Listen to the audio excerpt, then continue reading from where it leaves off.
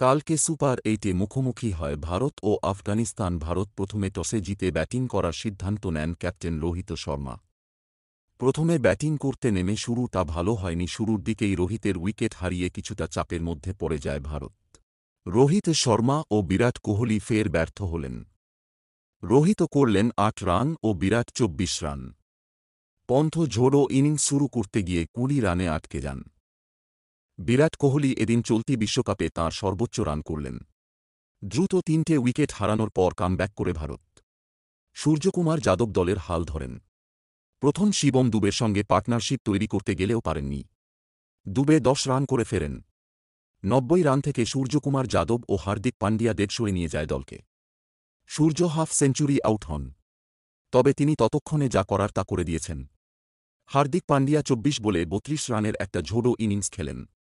শেষে অক্ষর প্যাটেলের ৬ বলে ১২ রান দলকে ১৮১ রানে নিয়ে যায়।